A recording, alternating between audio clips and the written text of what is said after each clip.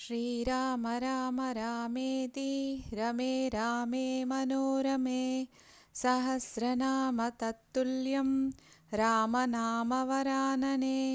श्रीराम राम रामेति रमे रामे मनोरमे सहस्रनाम तत्तुल्यं रामनामवरानने।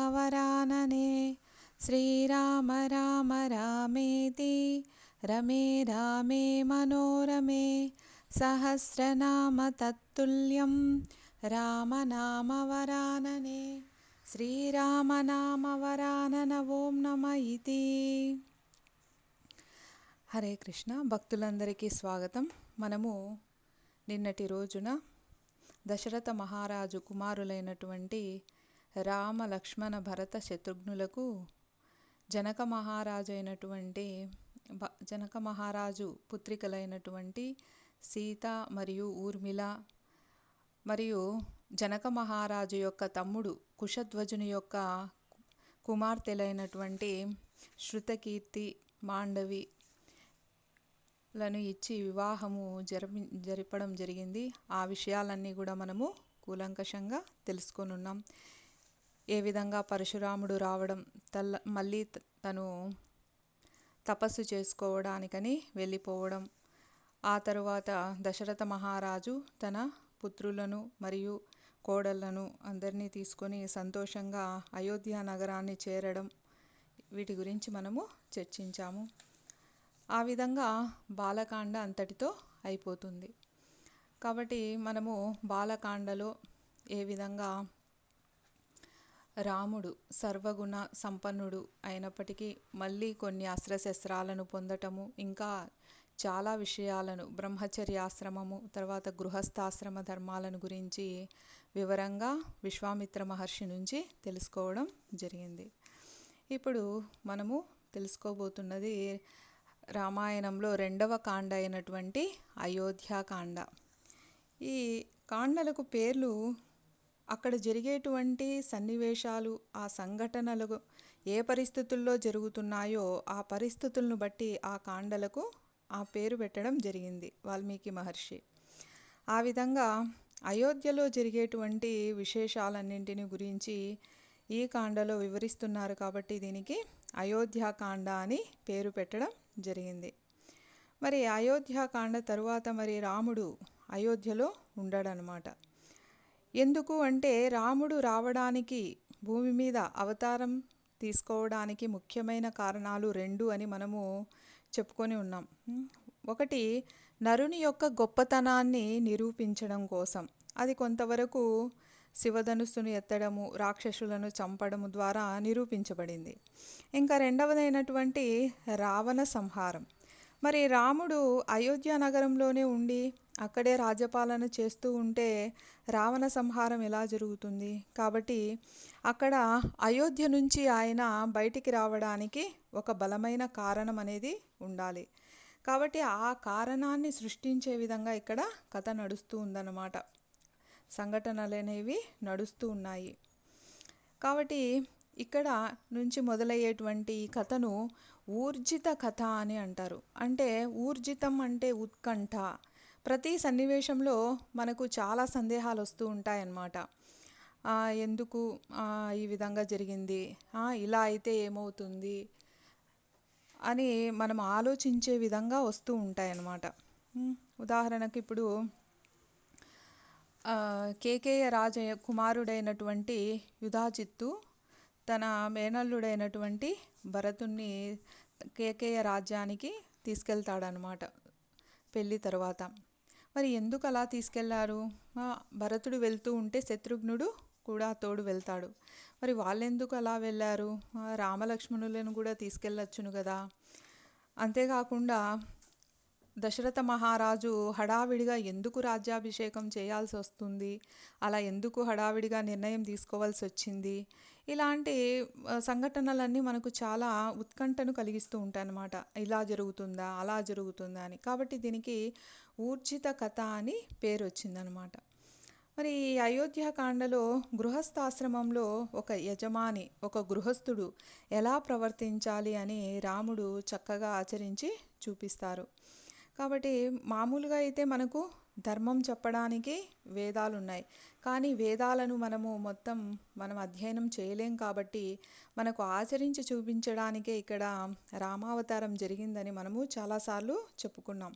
కాబట్టి రాముని జీవితాన్ని మనము ఆదర్శంగా తీసుకొని మన గృహస్థాశ్రమాన్ని ఏ విధంగా మనము విజయవంతంగా కొనసాగించాలి అనేది ఇక్కడ మనం గమనించాల్సిన విషయం అన్నమాట. మరి ఇక్కడ అందరూ కూడా సంతోషంగా ఉన్నారు. ఆ సమయంలో కేకేయ రాజు యొక్క కుమారుడైనటువంటి యుధాజిత్తు అక్కడ అయోధ్య నగరానికి వచ్చి తన మేనల్లుడైనటువంటి భరతుణ్ణి తనతో పాటు తీసుకెళ్తానని దశరథ మహారాజును అడుగుతారనమాట. కొద్ది రోజులు సంతోషంగా తనతో గడపాలి అని అడిగితే సరే అని దశరథ మహారాజు ఒప్పుకుంటారు. అప్పుడు భరతుడితో శత్రుఘ్నుడు చాలా సన్నిహితంగా ఉంటారు కాబట్టి భరత శత్రుఘ్నులు ఇద్దరినీ కూడా తీసుకొని వెళ్తారనమాట. మరి ఆ విధంగా వాళ్ళు వెళ్ళిన తర్వాత యుధాజిత్తు యొక్క ప్రేమాదరణ చూసి ఇంకా చాలా సంతోషంగా వాళ్ళు కూడా అక్కడ ఉంటారు. చాలా కాలం అక్కడే ఉండాల్సి వస్తుంది. వాళ్ళు అక్కడ ఉంటారు కానీ వాళ్ళ మనసంతా వాళ్ళ తండ్రి దగ్గరే ఉంటుందన్నమాట. ఇప్పుడు తండ్రి పెద్దవాడైపోయాడు, మరి ఏ విధంగా ఉన్నారో ఏమో అని మనం తండ్రి దగ్గర ఉండి సేవ చేసుకుని ఉంటే బాగుండును కదా అని వాళ్ళు ఆలోచిస్తూ ఉంటారు. కానీ మేనమామ యొక్క మాట మీద అక్కడ ఉంటారన్నమాట. ఈ విధంగా ఉన్నప్పుడు ఇక్కడ అయోధ్య నగరంలో రాముడు దశరథ మహారాజుకు ఇంకా సన్నిహితంగా అవుతాడు. అయితే దశరథ మహారాజుకు నలుగురు కొడుకులు కూడా సమానమైనటువంటి ప్రియమైన కుమారులే. కానీ ఇంకా మామూలుగానే ఇంకా పెద్ద కుమారుడైనటువంటి రాముని యొక్క గుణాల వలన ఆయన ఇంకా శోభిల్లుతాడనమాట.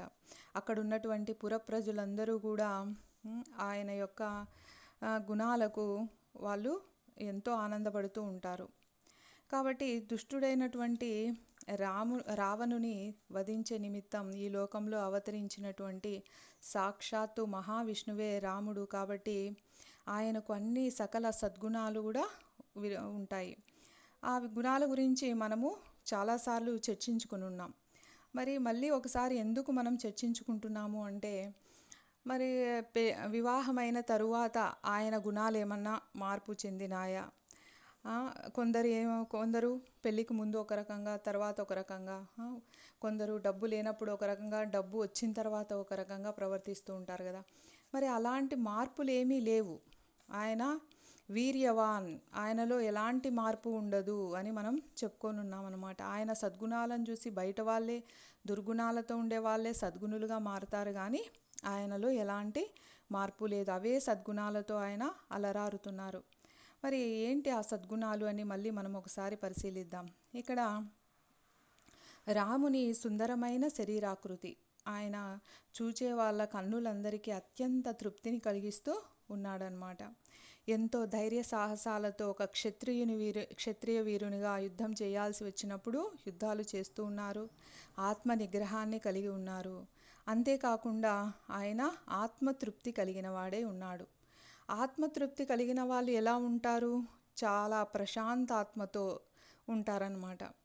మరి వాళ్ళు అంత ప్రశాంతాత్మగా ఎలా ఉండగలుగుతారు అంటే, ఇప్పుడు మనం రాముణ్ణి ఒక మనిషిగా, మానవునిగా అనుకొని ఆలోచిస్తే మనము ముందు శ్లోకాలలో చెప్పుకొని ఉన్నామన్నమాట. ఎవరైతే భగవంతునికి శరణాగతి చేస్తారో, ఎప్పుడూ భగవన్నామాన్ని చెప్తూ ఉంటారో వాళ్ళ యొక్క యోగక్షేమాలన్నీ కూడా భగవంతుడే చూసుకుంటారు అని మనం ముందు కూడా చెప్పుకొని ఉన్నాం.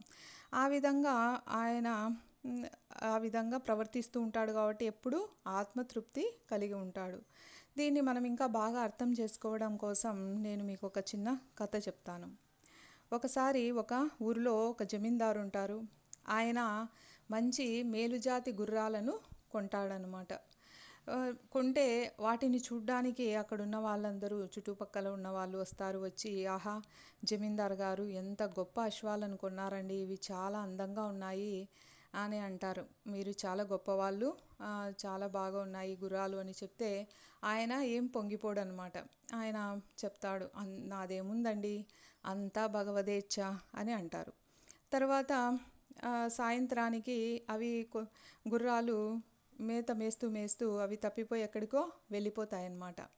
వెళ్ళిపోతే అందరూ వచ్చి, అయ్యో మీ గుర్రాలన్నీ పోయాయండి ఎక్కడో, అంత కష్టపడి కొని తెచ్చారు అని అంటే ఆయన అంటాడు, పోనీలేండి అంతా భగవదేచ్ఛ, ఏం జరిగినా మన మంచికే అని అంటారు.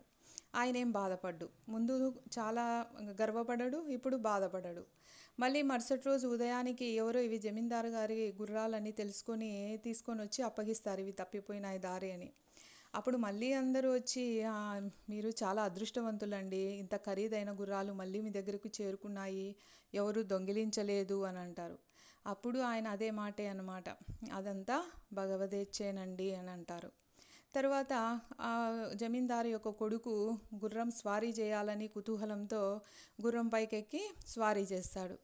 చేస్తే అది చాలా వేగంగా పరిగెత్తడంతో అబ్బాయికి అలవాటు లేకపోవడం వల్ల కింద పడి కాలు విరుగుతుంది. కాలు విరిగితే అందరూ వచ్చి, అయ్యో ఈ పాడుగుర్రాలు ఎంత పని చేశాయండి, అనవసరంగా మీ బాబు కాలు విరగొట్టేశాయి అని అంటారు. ఏం జరిగినా మన మంచికేలేండి అని జమీందారు గారు అంటారు. తర్వాత అప్పుడు శత్రురాజ్యాల వాళ్ళు అక్కడ యుద్ధం ప్రకటిస్తారనమాట. అప్పుడు రాజు చెప్తారు, ప్రతి ఇంటిలో ఉండే యువకులందరూ కూడా యుద్ధంలో పాల్గొనాలి, ఇది చాలా పెద్ద యుద్ధము అని. అందరూ సైనికులు వచ్చి ఇంట్లో ఉన్నటువంటి యువకులందరినీ బలవంతంగానైనా తీసుకొని వెళ్తూ ఉంటారు. కానీ ఈ అబ్బాయికి కాలు విరిగి ఉండడం వలన ఇతన్ని యుద్ధానికి పనికిరాడని తీసుకొని వెళ్ళాడు. అప్పుడు మళ్ళీ అందరూ అంటారు, మీ అబ్బాయి కాలు విరగడం వలన ఇతడు ప్రాణాలతో అయినా నిలబడ్డాడు, మీ అదృష్టం అండి అని అంటారు. చూడండి, అన్నీ జరుగుతూ ఉన్నాయి, కానీ అతను మాత్రం ఒకే మాట మీద ఉన్నాడు, ఏది జరిగినా మన మంచికే, అంతా భగవదేచ్ఛే అని. అలా ఉన్నప్పుడు ఏమవుతుంది, మనకు ఎలాంటి కోపము రాదు, బాధ ఉండదు, మరీ సంతోషము ఉండదు, ఎప్పుడు కూడా ఆత్మతృప్తి కలిగి ప్రశాంతాత్మతో ఉంటామన్నమాట.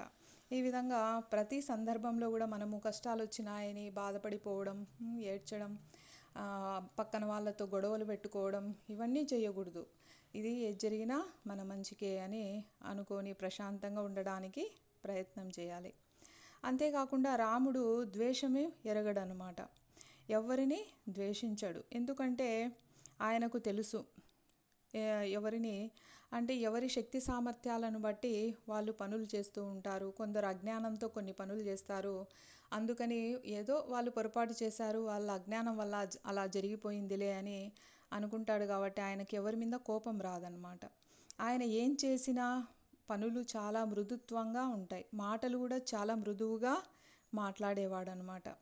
అంతేకాకుండా రాముడు ఇతరులు ఎవరన్నా వచ్చి తనను ఏదైనా మాటలన్నా కూడా కోపగించేవాడు కాదు. అంటే ఆయన చేత మళ్ళీ తిరిగి మాటలు అనొచ్చు, కానీ అనడనమాట. ఎందుకు అంటే దీన్ని కూడా మనము ఒక చక్కని కథ ద్వారా అర్థం చేసుకోవచ్చు. ఒకసారి గౌతమ బుద్ధుడు తన శిష్యులతో కలిసి భిక్షాటనకు వెళ్తాడనమాట. వెళ్ళినప్పుడు ఒక గృహస్థు అతన్ని చూసి, మీకేం పని పాట లేదు, ఇల్లు తిరిగి మీరు భిక్ష చేస్తూ ఉంటారు, ఏదన్నా పని చేసుకొని సంపాదించుకొని తినొచ్చును కదా అని ఎట్లంటే అట్లా మాట్లాడతారనమాట. ఇంత బలిష్టంగా ఉండారు, మీరు పని చేయొచ్చును కదా, ఈ అడుక్కునే కర్మ ఏంటి, అసలు ₹1 కూడా డబ్బులు ఇయ్యను, వెళ్ళిపోండి అని కోపంగా మాట్లాడతారు. అయితే బుద్ధుని వెనుక ఉన్నటువంటి శిష్యులకు చాలా కోపం వస్తుందన్నమాట. కానీ బుద్ధుడు వాళ్ళని వారిస్తాడు, ఏమనొద్దని. తర్వాత వాళ్ళు వెళ్ళిపోతారు. వెళ్ళిపోయిన తర్వాత ఆశ్రమానికి వచ్చిన తర్వాత వాళ్ళు అడుగుతారు గురువుగారిని, ఎందుకని స్వామి మీరు మమ్మల్ని ఆపారు, ఆయన అంతగా మాటలు అంటున్నాడు కదా, మీకు కోపం రాలేదా అని. అంటే అప్పుడు ఆయన గౌతమ బుద్ధుడు చెప్తున్నాడు అనమాట, మనము ఇప్పుడు మనకి ఏదైనా డబ్బులు ఎవరైనా భిక్షం వేశారనుకోండి, లేదా ఏదైనా ఆహారం పెడితే అది మనం తీసుకుంటేనే మనదవుతుంది. మనం తీసుకోకపోతే ఏం చేస్తారు, వాళ్ళు వెనక్కి తీసుకోవాల్సిందే, అప్పుడు అది మనకు సంబంధించింది కాదు. అలాగే ఎవరైనా దుర్భాషలాడుతూ ఉంటే వాటిని మనం స్వీకరిస్తే కదా అది మనదవుతుంది, మనం స్వీకరించకపోతే అది వాళ్ళకే ఉంటుంది. కాబట్టి మనం ఎందుకు స్వీకరించాలి, ఎందుకు కోపగించుకోవాలి, కాబట్టి ఆ విధంగా ఆలోచించాలి అని శిష్యులకు బోధిస్తారు. కాబట్టి అనవసరంగా ఎవరైనా మాటలన్నా కూడా ఈయన కోపగించేవాడు కాదు. ఎవరెంత చిన్న సహాయం చేసినా ఆయన చాలా సంతోషించేవాడు. ఇతరుల యొక్క అపరాధాలను మన్నిస్తూ ఉండేవాడు. మరి ఇతరుల యొక్క అపరాధాలను మన్నించాలి అంటే మనము ఎంతో పరిపక్వత చెంది ఉండాలి మనసు. ఎప్పుడు మన మనసు పరిపక్వత చెందుతుంది? ఉన్నదంతా ఇక్కడ ఉన్న వాళ్ళందరూ ఎవరో కాదు, అందరూ కూడా భగవంతుని యొక్క బిడ్డలే కదా అని ఆలోచన వచ్చినప్పుడు వస్తుంది. మరి ఆ ఆలోచన ఎప్పుడు వస్తుంది? ఇప్పుడు ఉదాహరణకు ఒక చిన్న పిల్లవాడు ఉన్నాడు అనుకోండి, వాళ్ళ తాతగారు ఎత్తుకొని ఆడిస్తూ ఉన్నాడు అనుకోండి, ఆ చిన్నపిల్లలు ఏం చేస్తారంటే తెలియక కొడుతూ ఉంటారనమాట. గట్టిగా మీసాలు లాగేయడము, చెంపకేసి కొట్టడము అలా చేస్తారు. అలా చేసినప్పుడు తాతగారు మళ్ళీ వెంటనే కొడతారా ఆ బాబుని? కొట్టరు. ఎందుకంటే చెప్తారనమాట, రెండు చేతులు గట్టిగా పట్టుకొని, నాయనా ఇట్లా కొట్టకూడదు, చూడు నాకు దెబ్బ తగిలింది కదా, ఇంకోసారి ఇలా చేయకూడదు అని బుజ్జగించి చెప్తారు. అంటే ఎవరైతే అందరినీ కూడా మన వాళ్ళే అని, వీళ్ళకు జ్ఞానం లేక ఇలా ప్రవర్తిస్తున్నారు చిన్నపిల్లల్లాగా అని ఎవరైతే ఆలోచించగలుగుతారో అప్పుడు వాళ్ళను మన్నించేటువంటి మనస్సు వస్తుందన్నమాట. కాబట్టి ఆ విధంగా మనము గొప్పగా ఆలోచించడం మొదలు పెడితే ఎవరిలోనూ మనకు తప్పులు కనిపించవు. ఈ విధంగా ఆయన అందరి యొక్క అపరాధాలను మన్నిస్తూ ఉండేవాడు. అంతేకాకుండా ఆయన అంత ఉన్నత స్థానంలో ఉన్నా కూడా, గొప్ప రాజకుమారుడైనా కూడా ఎలాంటి గర్వం ప్రదర్శించకుండా ఎప్పుడూ చాలా వినయంగా ఉండేవాడు. అంతేకాకుండా సజ్జనులు అంటే మంచి వాళ్ళు, వివేకులైన వాళ్ళ సాంగత్యాన్ని మాత్రమే అభిలషించేవాడు. ఇది మనం చాలా జాగ్రత్తగా పరిశీలించాల్సిన గుణం. మనం ఎవరైతే మంచిగా ఉంటారో, మంచి గుణాలను కలిగి మంచి మాటలు మాట్లాడుతూ ఉంటారు, ఏదైనా జీవితానికి ఉపయోగపడే మాటలు మాట్లాడుతూ ఉంటారు, అలాంటి వాళ్ళ సాంగత్యాన్ని పొందాలి. కానీ ఎప్పుడు పక్క వాళ్ళ గురించి చాడీలు చెప్పేవాళ్ళు, తర్వాత అనవసరమైన విషయాల గురించి చర్చించేవాళ్ళు, అలాంటి వాళ్ళ సాంగత్యాన్ని చేయకూడదు. ఒకవేళ వాళ్ళను చేయకూడదు అని వాళ్ళతో విరోధం పెట్టుకోకూడదు. మనం వాళ్ళతో విరోధం పెట్టుకోకుండా కొంచెం దూరంగా ఉండి, మనకు తగిన వాళ్ళతో, వివేకులైన వాళ్ళు, మంచి వాళ్ళతోనే మనము సాన్నిహిత్యాన్ని పెంచుకోవాలి. అప్పుడు మనం కూడా మంచి ఆలోచనలు చేయడానికి ప్రయత్నం చేస్తామన్నమాట. ఈ విధంగా ఆయన ఇంకా ఇతరుల పట్ల ఎప్పుడూ శ్రద్ధాసక్తులు కలిగి ఉంటాడు. శ్రద్ధ, ఆసక్తి అంటే ఇతరుల పట్ల ఎందుకు శ్రద్ధ పెట్టాలి అని అంటే, ఎవరిని కూడా ఆయన తనకన్నా పెద్దవాళ్ళు ఉంటారనుకోండి, వాళ్ళని చాలా గౌరవంగా చూస్తాడనమాట. తనతోటి వాళ్ళతో చాలా ప్రేమగా, అభిమానంగా ఉంటాడు. తనకన్నా చిన్నవాళ్ళతో అయ్యో ఈయనకి ఇంకా ఏం తెలియదు, ఈయనకి ఇంకా తెలియచేయాలి అని చాలా అభిమానంగా ఉంటాడు. ఆ విధంగా మనం కూడా సమాజంలో వెళ్ళినప్పుడు, నేను ఇలాగే ఉంటానండి, అందరూ సత్యమే మాట్లాడాలి, నాతో ఉంటేనే నేను వాళ్ళని గౌరవిస్తాను, నాకన్నా తక్కువ స్థాయిలో ఉంటే నేను వాళ్ళని గౌరవించను అని అనడానికి లేదు. ఎందుకంటే సమాజం అన్నాక అన్ని రకాల వాళ్ళు ఉంటారు. మనకన్నా గొప్ప వాళ్ళని చూసి ఆహా ఇతను ఎంత బాగా అభివృద్ధి చెందాడు, మనం కూడా ఆ విధంగా అభివృద్ధి చెందాలంటే ఏం చేయాలి అని ఆలోచన చేయడం అలవాటు చేసుకోవాలి. మన తోటి వారితో అసూయ లేకుండా మెలగగలగాలి. మనకన్నా తక్కువ స్థాయి వాళ్ళను చాలా ఆదరంగా చూడాలి. ఈ విధంగా చూసినప్పుడు మనం కూడా మన సమాజంలో సంతోషంగా కలిసి తిరగగలుగుతాం. లేకపోతే ప్రతిదానికి మనకు చికాకు వస్తుంది. అలా చికాకు పడడం కూడా తప్పే అన్నమాట. పరిస్థితులను అర్థం చేసుకుంటూ మనం వెళ్ళడం అలవాటు చేసుకోవాలి. ఆ విధంగా ఆయన శ్రద్ధాసక్తులను కలిగి ఉండేవాడు ఇతరుల పట్ల. అంతేకాకుండా ఎవరైనా అతిథులు కనిపించారనుకోండి, ముందుగా తనే స్వాగతిస్తాడు. ఇప్పుడు చూడండి, ఎవరైనా వెళ్తున్నారనుకోండి, ఎవరైనా పెద్ద ఆయన వెళ్తున్నాడు, పక్కన వాళ్ళ మనవడో లేకపోతే ఎవరో తెలిసిన అబ్బాయి వెళ్తున్నాడు, ఆ అబ్బాయి చూసుకోలేదనుకోండి, ఆ తాతగారు ఏం అబ్బాయి బాగున్నావా అని ముందే పలకరించవచ్చు. కానీ పలకరించాడు. ఎందుకంటే నేను ఇంత పెద్దవాడిని కదా, వీడేం చూసుకోకుండా పోతున్నాడు, వీడికి కళ్ళు నెత్తికెక్కినాయని, వీడికి గర్వం వచ్చింది, అది ఇది అని మనసులో అనుకుంటాడు. తర్వాత ఆ అబ్బాయి చూసి తాతగారు బాగున్నారా అంటే, బాగున్నానులే, నీకు కళ్ళకు మేము కనిపించడం లేదులే అని అన్నట్టు మాట్లాడుతూ ఉంటారు. మనము అలా మాట్లాడకూడదు. ఎవరైనా సరే ముందు మనం చూసామనుకోండి, చిన్నవాళ్ళనైనా సరే పెద్దవాళ్ళనైనా సరే, ముందే మనం ఆత్మీయంగా పలకరించడం అనేది బాగుంటుంది. ఆ విషయాన్ని ఇక్కడ చెప్తున్నారు. కాబట్టి అతిథులను ముందుగా రాముడే స్వాగతించి పలకరించేవారన్నమాట. ఆయన నిత్య సత్యవ్రతుడు, ఎప్పుడూ కూడా సత్యాన్నే పలుకుతాడు. బ్రాహ్మణుల పట్ల పూజ్యభావం కలవారు. కాబట్టి ఆయన బ్రాహ్మణులను భగవంతునితో సమానంగా పూజించడం, మనం భగవంతునే కదా, ఆ విధంగా పూజ్యభావాన్ని కలిగి ఉండేవారు. అంతేకాకుండా ప్రజల పట్ల ప్రేమాభిమానాలు కలిగి ఉండడం వలన ప్రజలందరూ కూడా ఆయన్ను చాలా అభిమానిస్తూ ఉండేవాళ్ళు. ఈ విధంగా రాముడు సర్వదా ఎల్లప్పుడూ కూడా ధర్మ సూత్రాలకు అనుగుణంగా వ్యవహరించేవాడు. మరి ధర్మ సూత్రాలు అంటే మనము చాలా వరకు చర్చించుకొని ఉన్నాం. ధర్మం అంటే ఏంటి అని మనం నిన్న తరగతిలో కూడా చెప్పుకున్నాం. ధర్మార్థ కామ మోక్షాల గురించి వివాహం జరిగేటప్పుడు కూడా చెప్తూ ఉంటారు. మరి ధర్మం ప్రకారం నడుచుకోకపోతే ఏమవుతుంది? మరి అధర్మంగా నడిచే వాళ్ళు కూడా ఆనందంగా జీవిస్తున్నారు కదా, మరి వాళ్ళకి ఎలాంటి కష్టాలు రావట్లేదు, ధర్మపరంగా ఉన్నాం మనకే కష్టాలు వస్తున్నాయి అని కూడా చాలామంది అనుకుంటూ ఉంటారు. దానికి కారణం ఏంటి? మనం ఎందుకు ధర్మంగా ప్రవర్తించాలి అంటే, వాళ్ళు ముందు జన్మల్లో చేసుకున్నటువంటి పాప పుణ్యాలను బట్టి ఈ జన్మలో వాళ్ళకు ఆ విధంగా భౌతికమైన అంశాలలో కొంతవరకు బాగా ఉండవచ్చు. వాళ్ళు ఆర్థికంగా కానీ ఏ విషయంలో అయినా కానీ అది ఈ జన్మ వరకే. ఎవరైతే చనిపోయేటప్పుడు దేని గురించి ఆలోచిస్తూ చనిపోతారో మళ్ళీ జన్మలో ఆ విధంగా పుడతారు అని సాక్షాత్తు భగవంతుడే భగవద్గీతలో చెప్తున్నారన్నమాట.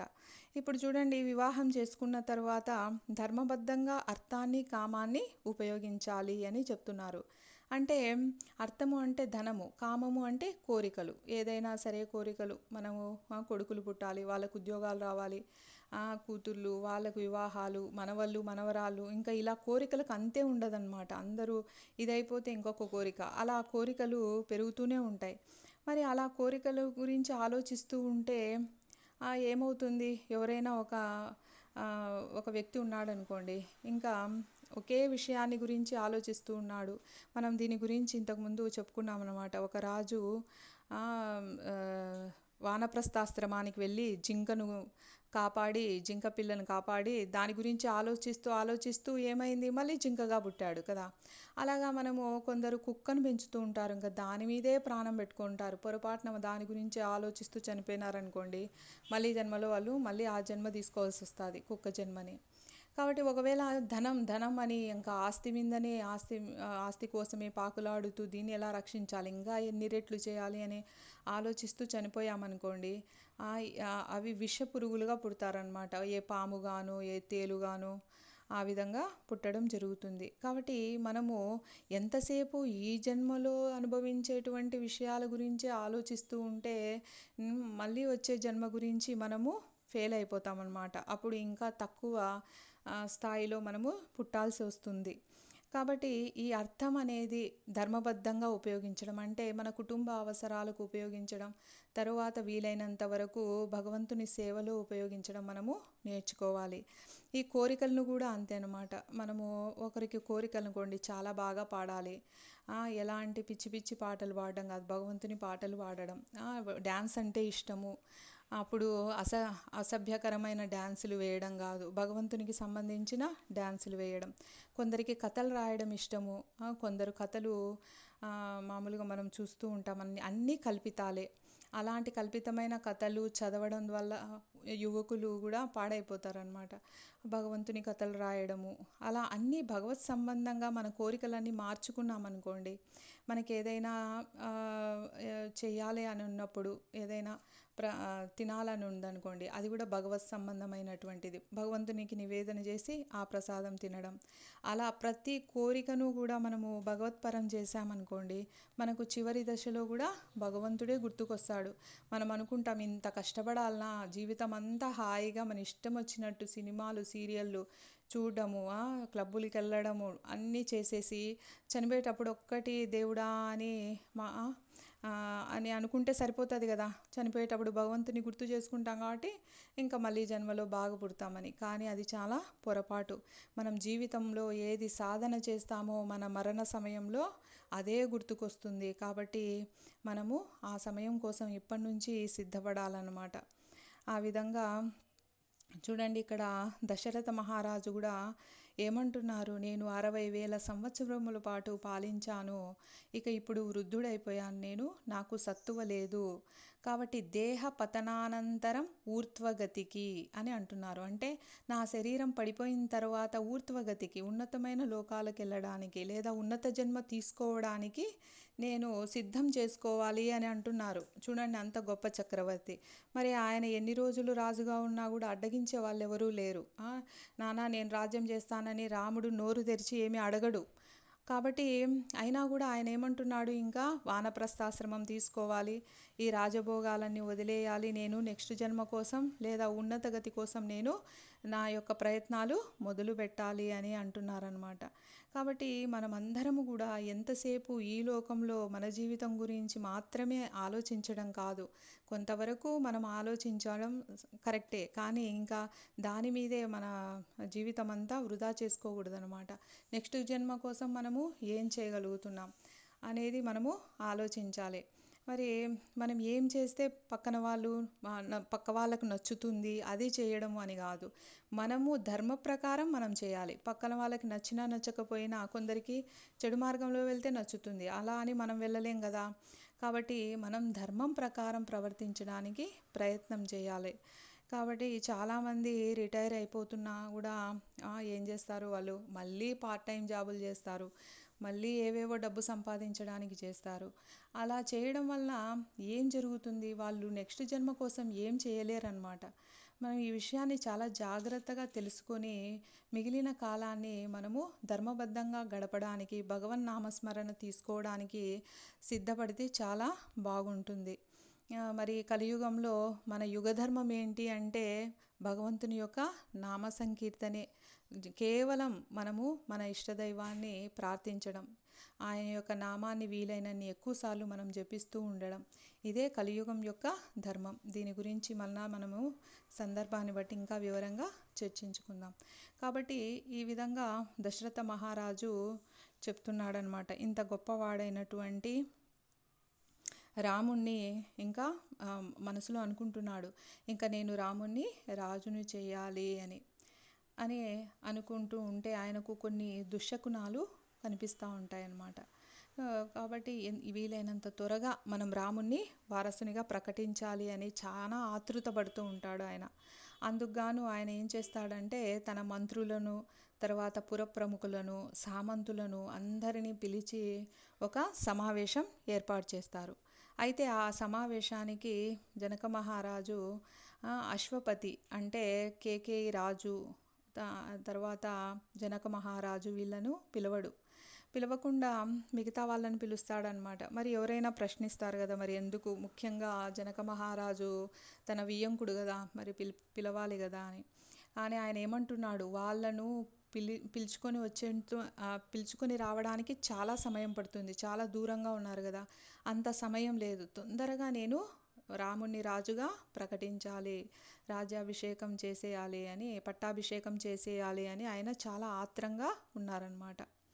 కాబట్టి ఇంకా చెప్తున్నారు, నేను చాలా వృద్ధుడినైపోయాను, ఈ రాజసింహాసనానికి నా పెద్ద కొడుకైనటువంటి రాముడికి అప్పగించాలనుకుంటున్నాను అని చెప్తారు. చెప్పి ఈ పవిత్రమైన చైత్రమాసం వచ్చేసింది కాబట్టి రేపే, చూడండి ఎక్కువ సమయం లేదు, మామూలుగా వేరే రాజ్యాలకు వెళ్ళి అక్కడ దూతలను పంపించి వాళ్ళని పిలుచుకురావాలంటే మనము నిన్న తరగతిలో చెప్పుకున్నాం కదా, మిథిలా నగరానికి పోవడానికి 4 రోజులు పట్టింది, మళ్ళీ వాళ్ళు తిరిగి రావడానికి ఇంకో 4 రోజులు, అంత సమయం లేదు. వెంటనే రేపే మంగళప్రదమైనటువంటి పుష్యమి నక్షత్రము ఆరోహణలో ఉంది కాబట్టి మీరందరూ అనుమతిస్తే రాముణ్ణి యువరాజ పట్టాభిషేకోత్సవంని మనం ప్రారంభిద్దాము అని ప్రకటిస్తున్నారనమాట. మరి ఆయన ఎందుకు ఇంత తొందరపడుతున్నారు అనేది విషయాన్ని మనము ఇక్కడ, అందుకే ఇది ఊర్జిత కథ, చాలా ఉత్కంఠగా ఎందుకు అలా చేశారు అనేది మనకు ఒక్కొక్కసారి అనుమానంగా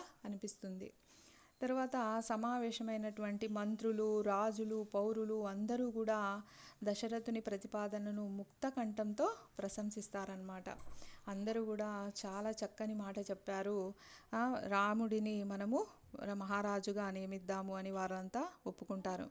ఆ పైన వాళ్ళంతా విష్ణువుతో సమానమైనటువంటి రాముడి యొక్క గుణాలను మళ్ళీ ఒకసారి అందరూ కూడా కీర్తించి చాలా సంతోషంగా వెళ్ళిపోతారు. అప్పుడు దశరథ మహారాజు కూడా చాలా సంతోషంగా హాయిగా ఊపిరి పీల్చుకుంటారు. ఇంకా రాముణ్ణి రాజుని చేయటానికి ఎలాంటి ఆటంకాలు లేవు. ఇంకా అందరూ కూడా ఆ సభలో ఆమోదించారు అని ఆయన ప్రశాంతంగా ఉంటారు.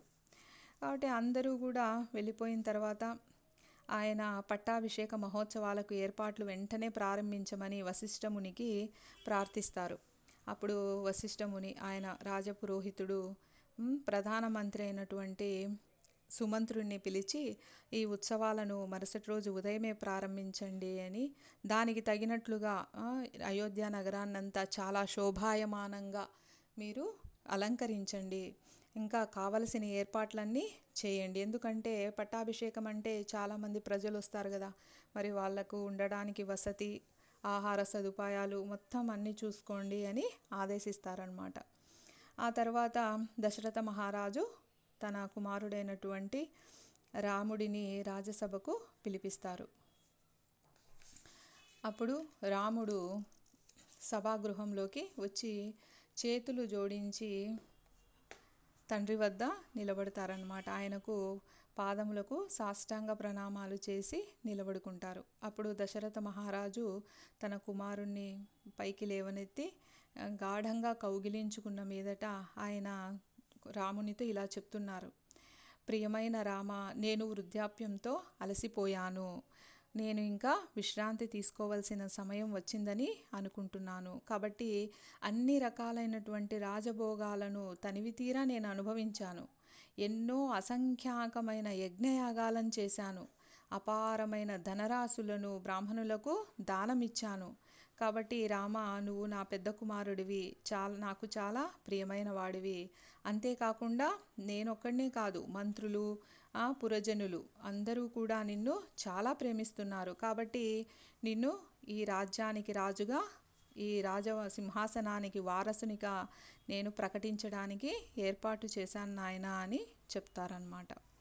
అప్పుడు రాముని ఫ్రెండ్స్ ఉంటారు కదా, వాళ్ళ యొక్క స్నేహితులు, వాళ్ళు కూడా ఈ మాట వింటారు. విని ఈ అద్భుతమైన వార్తను కౌసల్యామాతకు చెప్పాలి, మేమే ముందు చెప్తాం. చెప్పంగానే ఆమె చాలా సంతోషపడతారు. ఆ సంతోషాన్ని మేము చూడాలి అని పరుగు పరుగున ఆమె వద్దకు వెళ్తారనమాట. వెళ్ళి ఆ వార్త కౌసల్యాదేవికి చెప్తారు. అప్పుడు ఆమె ఆనందంతో చాలా ఉప్పొంగిపోయి ఆ శుభవార్త తెచ్చినందుకు వాళ్ళందరికీ కూడా బంగారు ఆభరణాలను, గోవులను దానంగా ఇస్తుంది. ఆ తర్వాత రాముడు తన సౌధానికి అంటే అంతఃపురానికి తిరిగి వస్తూ ఉంటాడనమాట. వస్తూ ఉంటే అప్పుడు ఇంకా అందరూ ప్రజలు దారికి ఇరువైపులా ఆయన్ను చూసి చాలా సంతోషంతో అభినందనలతో ముంచెత్తుతారనమాట. ఈ విధంగా జరిగిన తర్వాత దశరథ మహారాజు ఇంకా రాత్రి విశ్రాంతి కోసమని తన అంతఃపురంలోకి ప్రవేశిస్తాడు. అయితే ఆయన నిద్రలోకి జారుకుంటూ ఉండంగా ఆయనకు పదే పదే చాలా అశుభం సూచించేటువంటి కలలు వస్తూ ఉంటాయన్నమాట. ఆయన ఉలిక్కిపడి లేస్తారు. లేచి ఇంకా ఏం జరుగుతుందో ఏమో, ఎందుకో ఆయన అంత తపన పడుతూ ఉంటారు. అది చూసే వాళ్ళకు అర్థం కాదనమాట. సరే అని వెంటనే ఏం చేస్తారంటే సుమంత్రుణ్ణి పిలిపిస్తారు. పిలిపించి రామునికి తలపెట్టినటువంటి పట్టాభిషేకంకు ఏదో విఘ్నం వస్తుంది అని నాకు అనిపిస్తుంది. కాబట్టి వెంటనే మళ్ళీ రాముని ఒకసారి ఇక్కడికి పిలుచుకొని రండి అని చెప్తారు. అప్పుడు మళ్ళీ హడావిడిగా అక్కడ వెంటనే వెళ్ళి రాముణ్ణి పిలుచుకొని వస్తారనమాట. ఇప్పుడే కదా నేను మాట్లాడాను నాన్నగారితో, మరి అంతలోపే పిలుస్తున్నారే, ఏమైంది అని రాముడు కూడా కంగారు పడి వెంటనే దశరథ మహారాజు దగ్గరికి వెళ్తారు. వెళ్తూనే దశరథ మహారాజు ఆయన గట్టిగా ఆలింగనం చేసుకొని, నాయనా రామ, నిన్ను నేను సింహాసనాధిష్ఠుడిగా చూడాలన్నదే నా కోరిక. చూడండి కోరికలు అనేవి ఎలా మారుతూ ఉంటాయో. మొదట ఆయన కోరిక ఏంటి? పుత్రులు కలిగితే చాలు. మళ్ళీ ఇప్పుడు కోరిక ఆయన సింహాసనాధిష్ఠుడిగా చూడాలన్నది. కాబట్టి అదే నా కోరిక. నా జీవిత వాంఛలన్నీ నెరవేరాయి. కాబట్టి దురదృష్టవశాత్తు నా జాతకంలో ఇప్పుడు సూర్యుడు, అంగారకుడు, రాహువుల గతులు వలన ఎలా ఉంది అంటే చాలా, అంటే మనము జాతకాలు చూపించుకుంటూ ఉంటాం. ఒక్కొక్కసారి మీ దశ చాలా ఇదిగా ఉంది, ఇప్పుడు సరిగా లేదు, మీరు ఏదైనా వ్యాపారం ప్రారంభించాలన్నా మనం వెళ్ళి అడుగుతూ ఉంటాం. లేదా పెళ్ళికి ముహూర్తాలు పెట్టించడానికి వెళ్ళినప్పుడు వాళ్ళు చూస్తారనమాట గతులన్నీ. చూసి ఈయన చెప్తున్నాడు, సరిగా లేదు, నాకు ఇప్పుడు దుర్దశ వచ్చింది, అంతేకాక ఎన్నో పీడకలలు వస్తూ ఉన్నాయి, నాకు చాలా కలవరంగా ఉంది, ఏదో పెద్ద విపత్తు అంటే ఏదో పెద్ద కష్టం రాబోతూ ఉంది అని నాకు తోస్తూ ఉంది అని. కాబట్టి మనం చేయాల్సిన కార్యక్రమాలన్నీ వెంటనే చేసేయాలి నాయన, నువ్వు సిద్ధంగా ఉండు రేపు పట్టాభిషేకం కోసం, వెంటనే మనము మొదలు పెడుతున్నాము. కాబట్టి ఒకవేళ నీ తమ్ముళ్ళైనటువంటి భరత శత్రుఘ్నులు ఇక్కడ లేరు కదా, అయినా సరే పర్వాలేదు, ఒకవేళ ఈ విషయం తెలిసిన తర్వాత వాళ్ళు చాలా సంతోషపడతారు. కాబట్టి నువ్వు సీతతో పాటు ఈ రాత్రికి ఉపవాసంతో ఉండి పొద్దున్నే వచ్చేసి తెల్లవారుతూనే పట్టాభిషేకానికి సన్నద్ధంగా ఉండు అని మళ్ళీ మళ్ళీ చెప్తున్నారనమాట. చెప్పిన తర్వాత రాముడు సరేనని సీతతో తర్వాత రోజు ఎలా రావాలి, ఉపవాస దీక్ష ఎలా చేయాలి అని మాట్లాడాలనేసి అంతఃపురానికి వెళ్తారు. అయితే అక్కడ ఆమె కనిపించదు. మరి ఎక్కడికి వెళ్ళిందా అని రాముడు తన తల్లి నివాసానికి వెళ్తారు. అక్కడ కౌసల్యాదేవి గదిలో అడుగు పెట్టేసరికి ఆమె దీక్షలో ఉంటుందన్నమాట.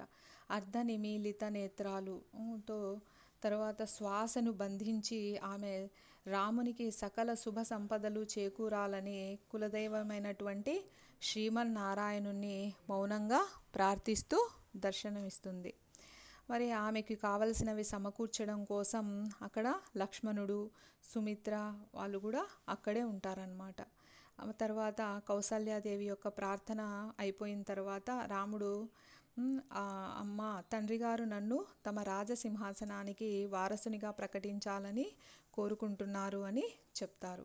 అప్పుడు కౌసల్య ఆనంద బాష్పాలతో, నాయనా నా పూజలేవి వ్యర్థం కాలేదు, నువ్వు సీత చిరకాలం సుఖ సంతోషాలతో వర్ధిల్లుదురుగాక అని ఆమె ఆశీర్వదిస్తారన్నమాట. ఈ విధంగా చాలా సంతోషంగా కౌసల్యాదేవి ఆ రోజు గడుపుతుంది. అయితే నిజానికి నీవు లేకుండా అంటే ఇక్కడ చెప్తున్నారనమాట రాముడు లక్ష్మణునితో, పక్కనే ఉన్నాడు కదా లక్ష్మణుడు, సుమిత్ర కూడా. అప్పుడు లక్ష్మణుని వైపుకు తిరిగి మందహాసం చేస్తూ చెప్తున్నాడు, సోదరా నువ్వు నాకు ప్రాణప్రదంగా ఉన్నటువంటి సోదరునివి, కాబట్టి నువ్వు లేకుండా నేను అసలు రాజ్యాన్ని పాలించను, నువ్వు నాతో పాటు ఉండి ఈ రాజభోగాలలో ఖచ్చితంగా నువ్వు నాకు తోడుగా ఉండాలి, రాజభోగాలు అనుభవించడంలో అయినా సరే, యుద్ధాలలో అయినా సరే, ఏ విధంగా అయినా సరే, ఆఖరుకు ఎలా జీవించినా సరే నువ్వు నాకెప్పుడు తోడుగా ఉండాలి, కాబట్టి నువ్వు లేని రాజభోగాలను నేను అస్సలు ఊహించుకోలేను అని అంటున్నాడనమాట. అని ఆ తర్వాత రాముడు చాలా ఆనందంతో తన సౌధానికి మరలి వచ్చాడు. వచ్చిన తర్వాత సీతారాములిద్దరూ కలిసి శ్రీమన్నారాయణుని పూజించి ఆ రాత్రికి విశ్రాంతి తీసుకుంటారు. మరి ఈ పట్టాభిషేక మహోత్సవం ఎలా జరుగుతుంది, ఎలాంటి అవాంతరాలు ఎదురవుతాయి అనే విషయాల గురించి మనము రేపటి తరగతిలో చర్చించుకుందాం. హరే కృష్ణ.